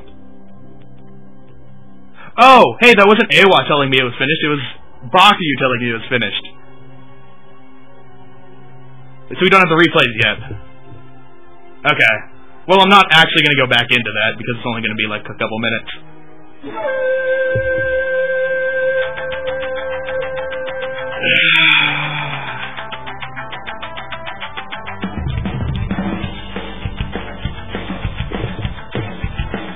Oh, man. God damn it, battle cruisers. They're so imbalanced because I can't shoot them with my sunken colonies. Oh. Or with, yeah, sunken colonies.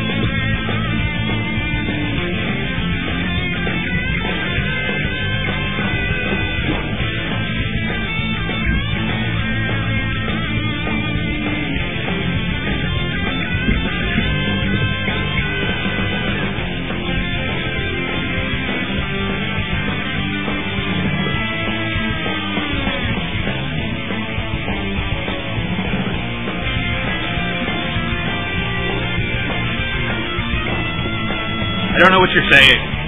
Are you asking me to play a Mega Man track? Or are you saying that this is a Mega Man track? Because it's not a Mega Man track. It's a Guilty Gear track.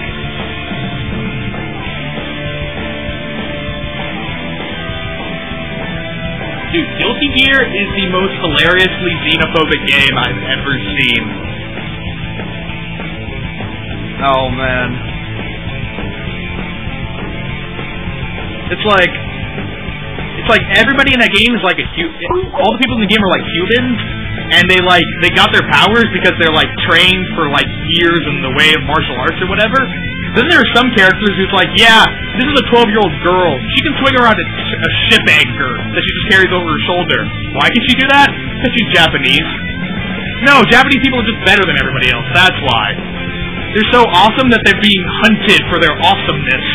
It's like, holy shit, this game loves Japan.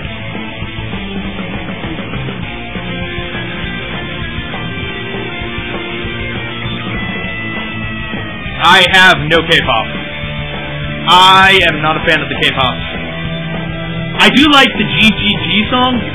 That one's cool, but not enough to like have it on a track on my playlist. But there will be no more music because we have a game. Yay! That's why you're here, right? You're not here to watch me be bad at the campaign and listen to awesome music. You're here for StarCraft, like high-level StarCraft. You know what? I think it was fair the first time when I said you're here for StarCraft, because what I was doing was not StarCraft. That was something that had the same graphics as StarCraft, but it was not StarCraft. Anyway, we have LRM Pike as the Orange Zerg at the top right. Oh, shit! It just occurred to me I didn't turn off the local recording, so if I ever upload this, it's gonna have, like, half an hour of me being an idiot on it. Oh, awesome. Sup, VOD viewers? You just... I just acknowledge your existence. Oh. Anyway, so Pike top right, and Elena is bottom left. Pike is the very talented Polish Zerg player. One of many talented Polish Zerg players, because there's Pike, and there's True Touch, and there's South Park, with some others. Choozy's in there too, when he's not playing random. But, personally, I think Pike's the strongest. He's a very talented player. And in the bottom corner, we have Elena, who is not at Pike's level, just let's be honest, but Elena's one of my favorite players. Because Elena reminds me a lot of Haya, in that they play Terran, but it's a really aggressive form of Terran, and they mix with the builds a little bit to get some like really cool stuff, and there's some nice micro tricks in there. Not like she doesn't, or he. I occasionally call it a she because it's a girl's name, but Elena doesn't play Haya in the I'm going to go for 3-port race into nukes versus Protoss kind of way, but like standard Haya, which is not standard for anybody else, but you get what I'm saying. Anyway, in terms of cross positions, both players can scout in the wrong direction. The map is Gladiator, which I haven't actually said yet, but you probably figured it out because Gladiator's just been used a lot lately. Everybody likes Gladiator. Or somebody likes Gladiator. It has spokes in the middle. You can put lurkers there, or siege tanks there, or dragoons there. Just put stuff there and good things happen.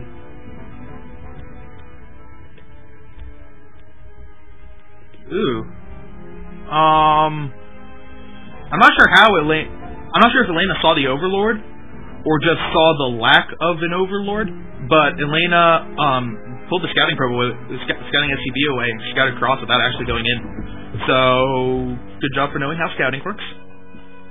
Congratulations. Very nice, very nice. I don't mean that in a facetious way, because I don't know what they saw that made it so that they knew that it was across positions. So, they're very sincere, very nice. Anyway, Elena's going to go for 1-Rax FE, because that's normal. Elena built the barracks at the bottom of the ramp. And that can be kind of bad on reverse ramp maps sometimes, because if you don't put the barracks out here, then it's more likely you get contained, and reverse map contains means that you're just going to be stuck in there until the siege tank comes out, and even for a good amount of time beyond that.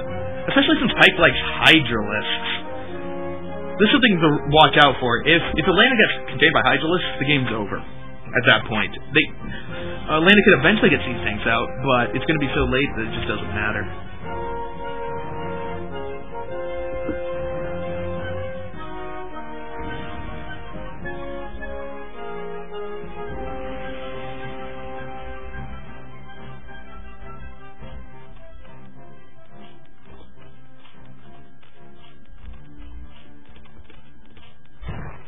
Alright. Excuse me.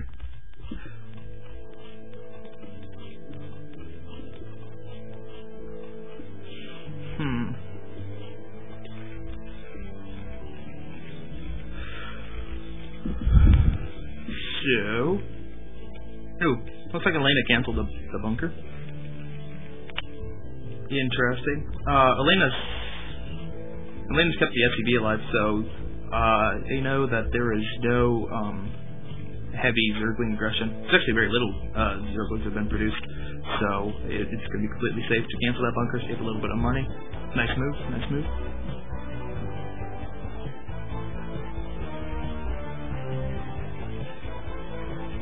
Anyway, looks like we're going to see a pretty standard, well, not quite standard. Elena's going to be going for a factory pretty quickly, so Elena will be playing some mech. But Pyke... Well, I guess Pyke isn't going for standard stuff either. I was completely wrong when I said that, because Pyke's getting the fast Hydralisk then. So, looks like Pyke's going to be skipping Utilisks, going straight for the Lurker stuff, unless it's going to be a Hydralisk kind of bust.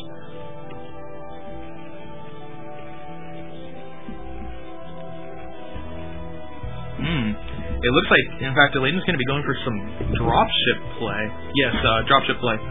If it was Starport, then, excuse me, if it was Science Vessels, then that would be delayed a lot, because you'd want to get more Marines out and stuff. And if it was Wraiths, then there wouldn't be a machine shop. But I assume the machine shop is for mines. I assume, now I'm starting to question it. Maybe it just really is a very, very fast starport, or, science facility. Man, I did that twice. Oh, it is. Okay. We're just going for ridiculously fast vessels. Interesting. Elena did see that, no Mutalisks were on the way, because that scouting SCV just now died.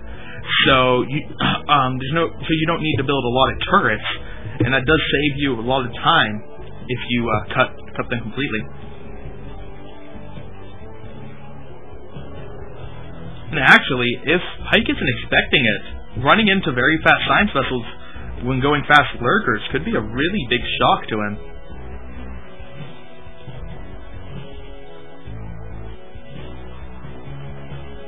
I did not make the logo. I'm not sure what logo you're talking about, but I didn't make any logo you see on the screen.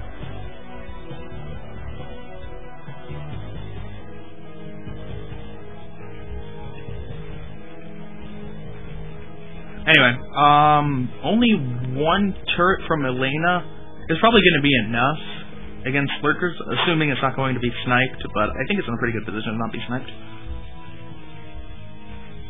Not quite getting irradiate yet. I don't think there's enough gas for it. I assume that's the only thing it's waiting for.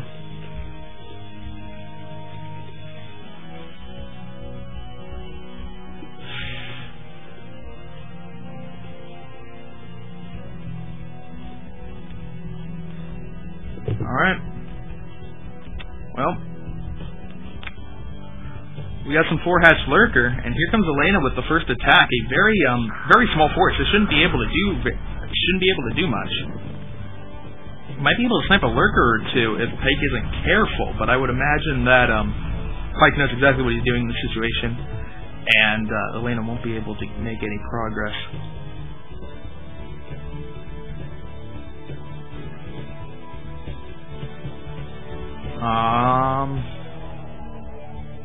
Apparently Pyke's confused about where Elena's base is. Ow. Let's see if he's dead. Like, really dead. That reminds me of a joke. Anyway, I'm not gonna bother. Not gonna bother.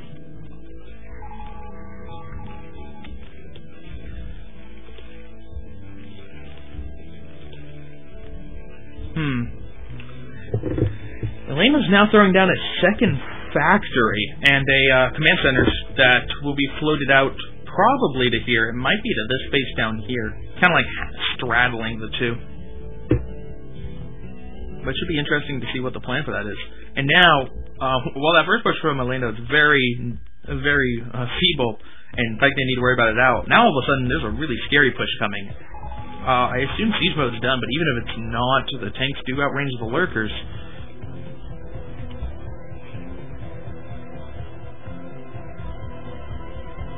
We'll see. Pike is setting up for an expansion. Is it going to be a double expand? Because he's sending 2 drones down. Anyway, Elena's now attacking, though. And going to take out 2 of the lurkers immediately, irradiating a 3rd. And actually, a lot of these lurkers are going to die because they're just not supported. They're going to continue to try to run away. Stimming forward, taking out 1 more. So that's a total of 4 lurkers down free for Elena.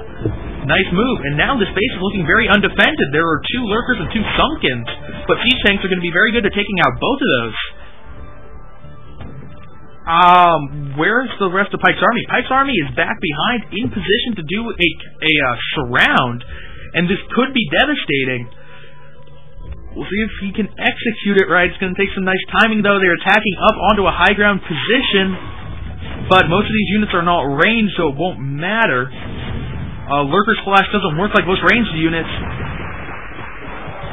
And, very nice execution. Getting the lurkers in at the same time. Going to be able to clean that up nicely. Science vessels are the only things that managed to get away. I guess he brought 2 drones by accident. But Pike's taking a 3rd now. But it's at the same time as Elena's. So, while Pike does have a big army, Pike is actually quite far behind economically compared to where Zergs normally are at this point in the game.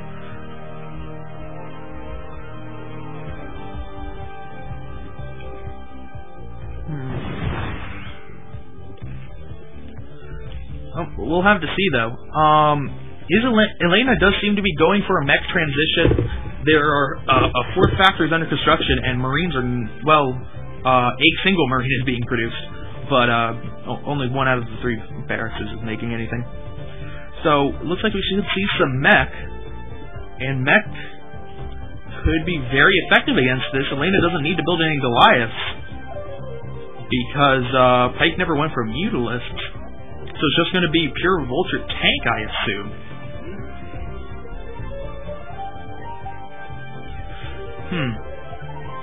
We'll see. And yes, Elena lifting up the 3 barracks is all but confirming a significant investment in mech.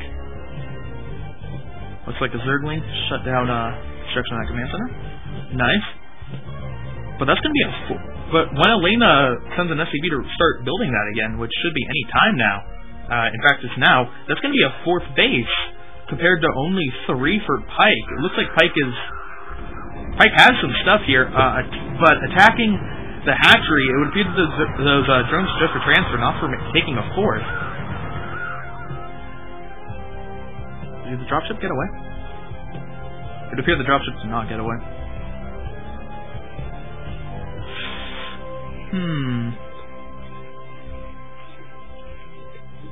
Now this is a mineral only, so until Elena's able to get up this base, Elena's going to be very vulture heavy, just because you're producing science vessels and tanks, and that's almost all you can support, especially if you're getting upgrades, which it looks like that's what Elena wants to do, getting double armories.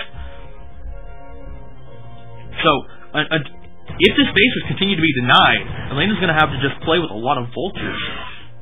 Oops. Little mistake. Normally don't want to be scourging barracks. Although with no anti-air, Pike's going to have a really easy time with those Scourge. Just taking out science vessels, because nothing's going to be able to because nothing's going to be able to defend them. And science vessels are slightly slower, so it's not like Corsairs that can run across the map trying to find something for defense. If the Scourge see them, they're probably going to go down if they can't immediately get to Marines or Goliaths, which just aren't around. Anyway, we can see Elena is starting to get a lot of those vultures. Pike, though, does have a lot of units around, so vulture harass is going to be rather difficult. Yeah, that's a lot of Zerglings. What are Pike's upgrades looking like? Is he continue to get them, or is he done? Just getting armor attacks. It'll be at 111. Meanwhile, Elena hasn't gotten the upgrades off of those armories yet. I assume they started at least. Yes, started, but still going to be a while. Man, this is a pretty bad base layout. This is a wall off, so the Goliaths have to go around through. And that this is the only exit out of the base, and it's a choke, so that messes with things too. That's pretty bad. Anyway, looks like these soldiers are going to be trapped and killed because they just stuck around here too long. That's a shame. Anyway, another pack of vultures from Elena, but I don't think Elena's going to, as I said, I don't think Elena's going to be able to do any damage. I think Elena just really needs to focus on this, laying mines everywhere. So you need to do something with the vultures. And this is essentially all you can do.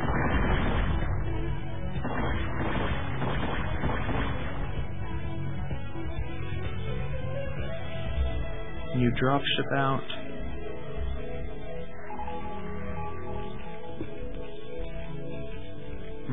Anyway, Elena did eventually get this command center up, but there's no defense here. I'm kind of surprised Pike didn't push it, because Pike is doing a very good job of shutting it down before, and it seems very vulnerable again. His Overlord can't quite see it, so he doesn't know that it's so vulnerable. Oops. He doesn't quite know that it's that vulnerable, but still. Anyway, 1-1 almost finished. And Elena, this is what I was talking about, Pike being in a pretty bad economy. Because now if you look at the supply, it's 122 compared to 170 for Terran. That's not good. And it's not as if Elena's been doing a lot of damage or doing a lot of harass, it's just that Pike got 3 bases with kind of bad saturation and then sat on them. A 4th just finished, and a 5th is in production, but that didn't help when Elena was extending that lead. I think that once Elena gets to max, it's going to be a very scary push moving across the map.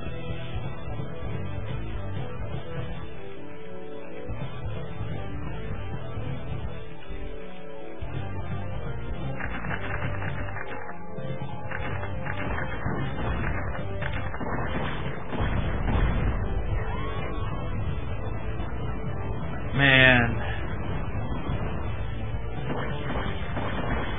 Alright.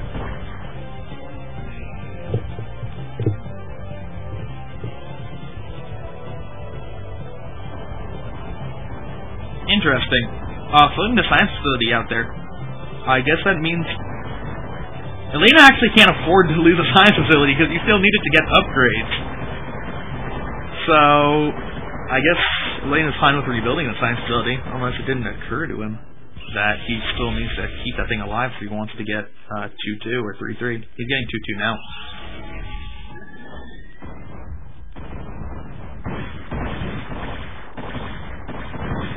Anyway, the push moving up for Elena, and in fact, it is pure vulture tank with the exception of just 3 Goliaths.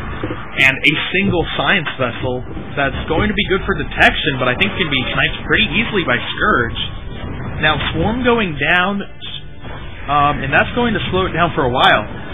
But Lurkers under Swarm is actually going to be really effective. With no science vessels, there really is just no way of attacking it. But how long can Pike keep up the swarms? I think he's going to lose the Defiler every time he casts the swarm, just because the siege tanks are going to get in there. We'll see, man. Another Defiler doesn't have enough energy, and it's going to be sniped. Oh, not quite. One more hit needed.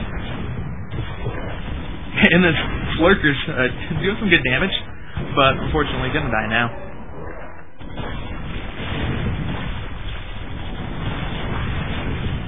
And, ooh, one Scourge in there, wasn't paying attention to it, and going to lose it. Will he get that Lurker? No, not quite, because everything off except for just that one. And now more swarms going down. So these Lurkers are going to be in a good position. Elena needs to make a move here. He can't afford to take that much Lurker damage. So Elena can either pull back or theoretically go for it. But I think running over that Lurker field would be quite costly. All of the Vultures have been dead because Elena's been a little bit careless with them. But there's still a huge tank core in reserve. Meanwhile, Pike is moving across the other side of the map with a nice force, although there is no Defiler support, so I don't think that army is going to be terribly effective. And Elena's shutting it down with a much smaller force. And, oh, nice timing from Pike, pulling him out at the very last second. And he's going to lose one anyway. But, did manage to save one, if you count the one that irradiated just died. Anyway, Elena double expanding up here. Not sure why you're building two command centers there. You really don't need to worry about it being shut down. I mean, it's the main of that natural. So, kind of peculiar, but it's fine.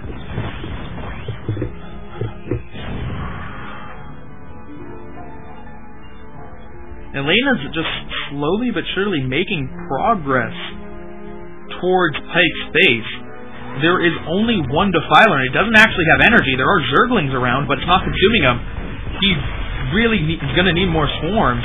Now it's consuming, so the Defiler will have 2 more swarms.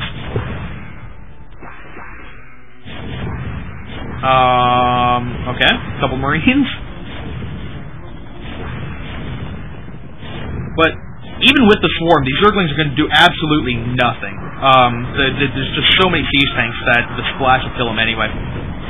It's just about getting these Lurkers under the swarm, and they're still he's going to lose them in good numbers.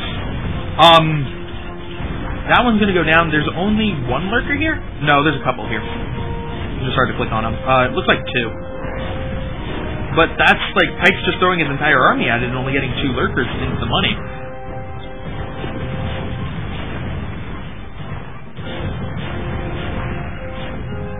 Here comes the next wave of stuff from Pike. Pike, though, he's getting the Lurkers in with the tanks. The tanks need to run away. Are they going to go forward or backwards? They are going to pull back. So Pike is slowly but surely pushing the tank force back, and it's actually been whittled down quite a bit. But here comes some reinforcements for it. This is a product of Elena having so few science vessels, because you're not irradiating the Defilers to stop the swarming. You're not irradiating the Lurkers under the swarm, and that's what most players do to deal with this. Meanwhile, Elena does have command centers up at 3 new bases. Only one of them is mining seriously, though. And the main is mined out, the natural is almost gone, and the mineral only is almost gone. So, Elena's going to be about on the same economy as they were before. Meanwhile, Pike is still good. Zergs do not mine out very fast because they have a much lower saturation than the other races. But Pike is still down 70 supply. It's 133 versus maxed. Where is the army? Elena's army is moving around the other side of the map, and it looks like a trade as Pike is focusing now on the top while Elena focuses on the bottom. I think Pike's going to be able to take out everything here.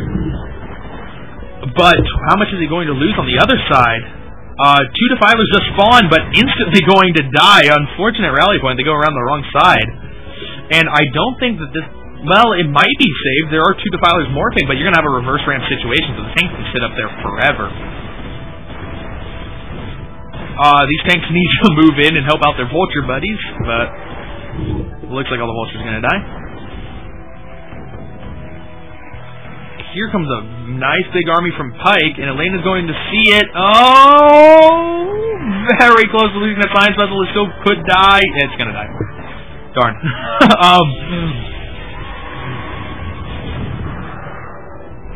Anyway, Lurkers being irradiated. Only 2 of them left now, but Pike did take out all the bases up here. So, Elena's only going to be mining off of one base, essentially, with these two almost gone. Elena shouldn't have a tough time retaking those bases, however. And if Elena can completely shut down everything here, Pike's going to be in a really hard spot. Elena's consistently maxed and starting to bank a good amount of minerals, not so much gas. As that number of siege tanks do take a lot of gas. Oh man, thing just doesn't die.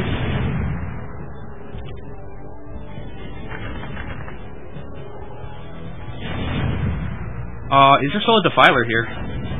There is a defiler here that's max energy, but there are no more lurkers, and the defiler swarm isn't going to do that much without lurker support. The knights can now go down too. Ooh, I think Elena's going to be able to take this out anyway. There are a lot of Zerglings here with very nice upgrades, 2-3 and crack. Compared to Elena's 2-2, is Elena started 3-3? No, Elena has not started 3-3 quite yet.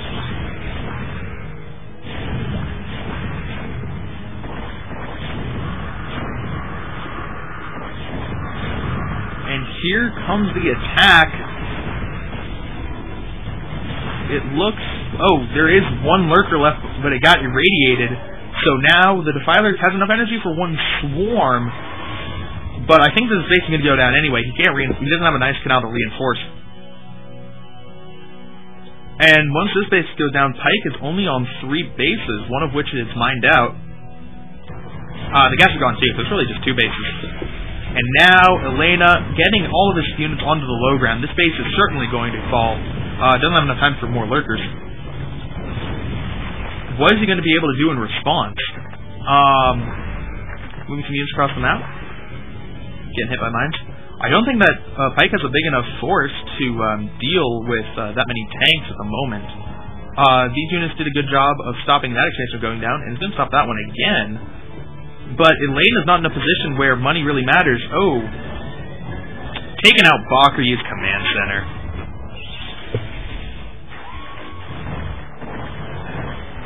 Anyway, I don't think there's anything Pike can do in this game. He hasn't done enough damage. He took out some bases up here, but it was too little too late at that point. And Elena's just been maxed for like 15 minutes now, almost.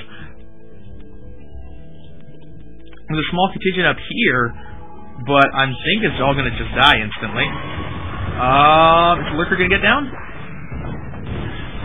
A Lurker did get down, and it did get some nice hits, but it's irradiated, so it will eventually die. Something that Pike's not been using is Plague, and Elena's units have been very clumped up all game long. Plague might be a good thing, but at the same time, he's used all his Defiler energy for Swarm, and if he doesn't use it for Swarm, then he can't survive long enough, so it's a bit of... I'm not even sure he has the opportunity to use Plague. But something to consider, at least. Anyway, there's no way this base is going to survive. What's making a Hydralisk, a Hydralisk, and a Hydralisk? Yeah, that's certainly not going to be enough to stop that army. And that's getting close to GG for Pike. As you see, Pike's been pushed so far back. He has this little contingent and this little contingent, but that's little more than enough to do harass with. Meanwhile, starting to populate this space, but it's only 3 drones at the moment, and he doesn't have a large number of drones to move over there. He's been transferring drones, and they've just all been dying.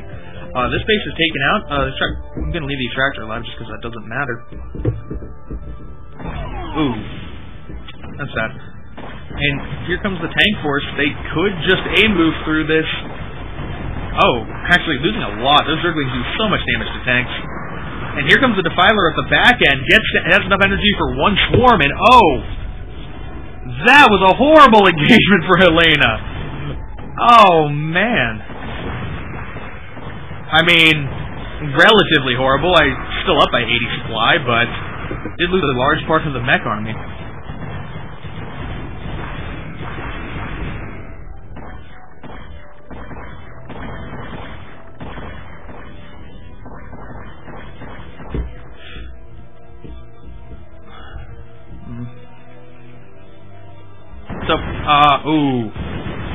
Vulture harass. That's so big at this point in the game. Pike has no mining now. Pike is mined out at all of his bases, except for this one, which has been shut down at 65 supply, and isn't banking a whole lot. There's a little bit there, but... Oh, mines take out the eggs. That's a little bit unfortunate, but it's not going to matter in the long run. Where are the drones? Oh man, Pike really needs to start transferring some drones up there, down to just 600 minerals. And Pike hasn't exactly been... Pike just can't be cost efficient enough with these units. You have to sacrifice units to get anything done in Zerg, and Pike does not have the money to be sacrificing anything at the moment. Now starting to make some drones here. Is he transferring those ones yet? Transferring a single... there we go. 6 drones plus there is going to be 9 drones mining minerals. That's nice. Not enough, but nice. In contrast, Elena is also not mining very much. Just a few SCVs here that's been harassed by a lurker in the back. And this base has been shut down. But Elena doesn't need to mine minerals. It's at 3k. Not to mention that if both players have very few minerals, the Terran's just going to roll over anyway, even without a bank. Interesting muta transition? Yeah, I'm just going to leave that as interesting.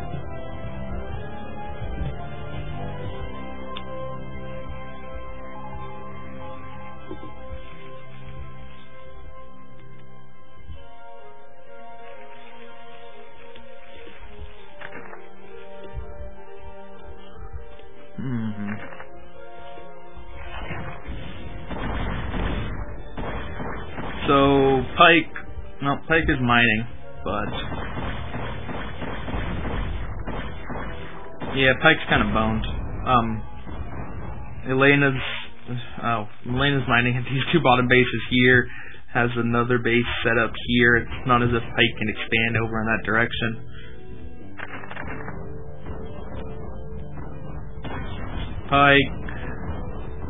Pike's pretty dead. Snipe the Defiler? Snipe the Defiler? No. Wow, that was bad. He's going to be able to get a couple drones. Oh, actually, it's going to be... not quite. Pike picking up the drones so that they don't get killed by the vultures. That's good. Yeah, Pike has a couple mutalisks. I don't know what he plans on doing with 6 mutalisks. I guess Elena does not have many Goliaths. So, if you need to be cost efficient, I guess it helps if you have a type of unit that your opponent cannot attack. But the mutalisks don't exactly have the highest DPS in the world, so it's like, oh no, mutalisks are attacking me. I guess I'll just wait for some Goliaths to train and only lose like 10 tanks in the process. But Elena's making Goliaths anyway.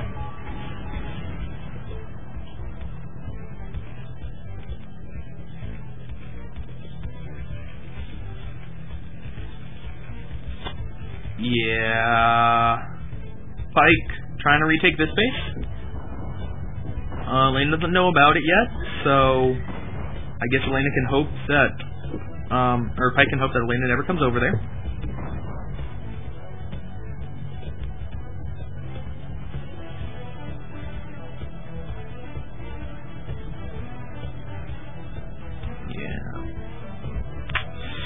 So, 66 versus Max. Is he getting 3-3? Still not getting 3-3. So, forgot about that. That's fine, though. I guess you don't really have the gas. You might be trying to save the gas anyway. It might not have been a complete forget. Oh, man, dude. Dude, this is scary. I look at this and it's like, oh no, how am I going to defend my Sunkens now? I'm going to need so many drones to attack this. But, no. Pike, even if he does not have the handicap that you can only make drones and overlords, still can't beat this.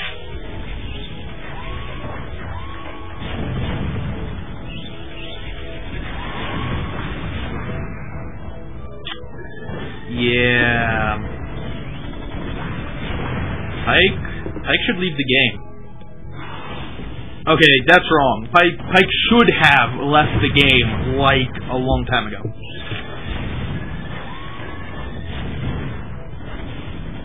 Like after he did nothing off of 3 bases and let Elena get to 170 supply with mech, it's like at that point the game was over.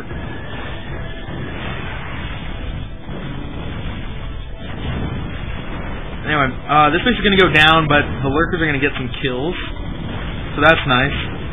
Vultures, they don't have any kills on them, so this base never did get drones mining at it. Pike has a single mineral.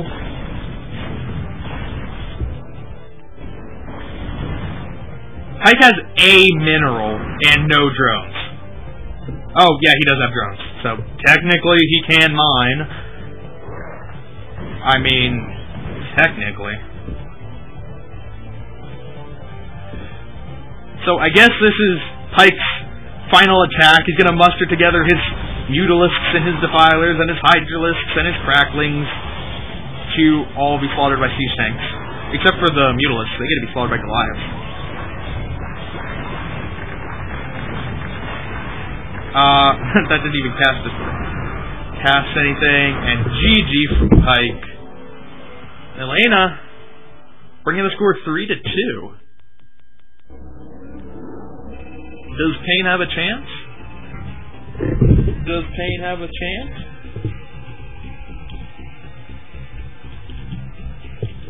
I don't have the next replay.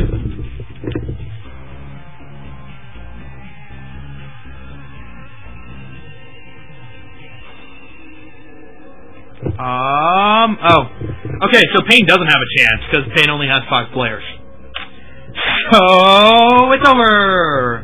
LRM wins. Yay! LRM! Apparently Octozerg got the last win. So congratulations to him.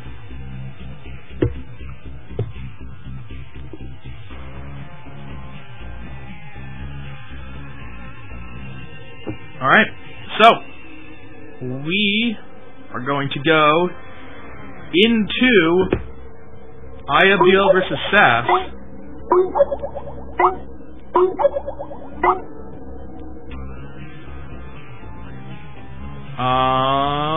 I saved them all to my desktop and it's messed up, so you need to give me a little bit of time here. I am going to